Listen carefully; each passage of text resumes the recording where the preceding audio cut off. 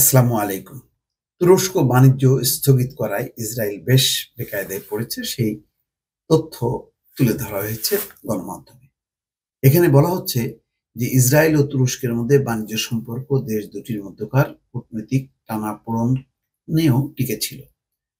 অর্থাৎ কূটনৈতিক টানাপোড়েনের মধ্যেও বাণিজ্য সম্পর্ক টিকে ছিল। কিন্তু হঠাৎ করেই আহ, বলতে গেলে যে অবশ্য তুরস্ক এটি বলে আসছিল, যদি তারা গাজায় গণহত্যা বন্ধ না করে এবং সেখানে ত্রাণ সহায়তা পৌঁছে দেওয়ার পরিবেশ যদি তৈরি না করে, তাহলে তারা বাণিজ্য স্থগিত করবে। শেষ পর্যন্ত তুরস্ক কথা রেখেছে এবং সেই বাণিজ্য স্থগিত করার পর এখন ইসরায়েলের মাথা ঘুরে গেছে।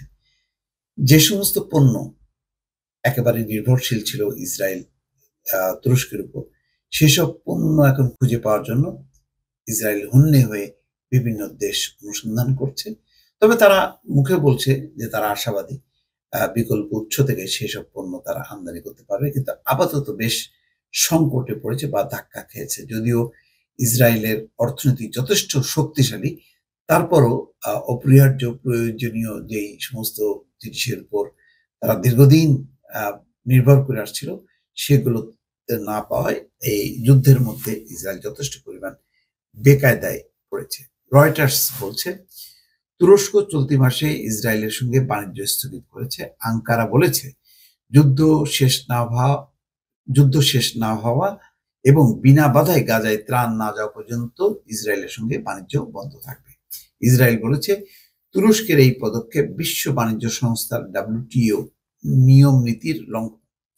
বাণিজ্য বন্ধে তুরস্কের নেওয়া সিদ্ধান্তের পর ইসরায়েলের আমদানিকারকরা এখন হন্যে হয়ে বিকল্প আমদানি উৎস খুঁজছেন।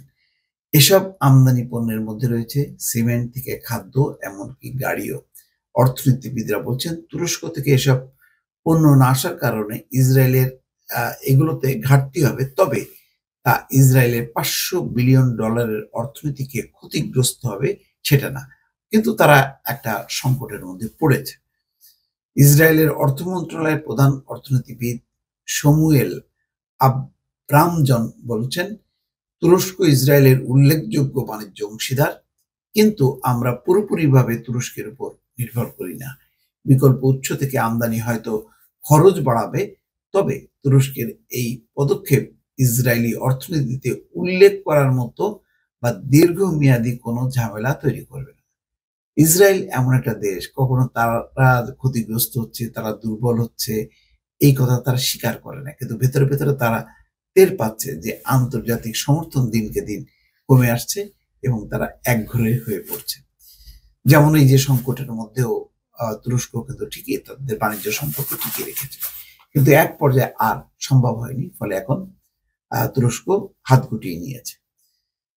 আচ্ছা, ইসরায়েলের অর্থনীতিবিদ বিশ্বাস করেন 2024 সালে ইসরায়েলের 1.6% অর্থনৈতিক প্রবৃদ্ধি হবে বলে যে পূর্বাভাস দেওয়া হয়েছিল, প্রকৃত প্রবৃদ্ধি তাকে ছাড়িয়ে যাবে। 2023 সালে দুই দেশের মধ্যে $620 কোটি দ্বিপক্ষীয় বাণিজ্য হয়েছে, যা আগের বছরের চেয়ে 23% কম। ইসরায়েলি পরিসংখ্যান থেকে এই তথ্য পাওয়া গেছে। দ্বিপক্ষীয় এই বাণিজ্যের 3/4 ইসরায়েলের আমদানি। যাক, আঙ্কারা বাণিজ্য স্থগিত করার পর বেশ কয়েকজন তুর্কি রপ্তানিকারক রয়টার্সকে বলেছে তারা তৃতীয় দেশের মাধ্যমে ইসরায়েলে পণ্য পাঠানোর পথ খুঁজছেন। তবে তুরস্ক ও ইসরায়েলের রপ্তানিকারক ও আমদানিকারকরা জানিয়েছেন এই ক্ষেত্রে খুব বেশি সাফল্য আসবে এমন কোনো ইঙ্গিত দেখছেন না। তার মানে একটা সংকট থেকে যাবে, খুব সহজে এই সংকটের সমাধান হবে না।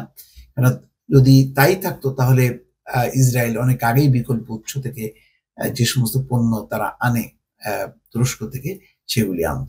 তো সুতরাং একটা বেশ জটিল কঠিন পরিস্থিতির মধ্যেই আপাতত পড়েছে ইসরায়েল। দর্শক, ভালো থাকবেন। আল্লাহ।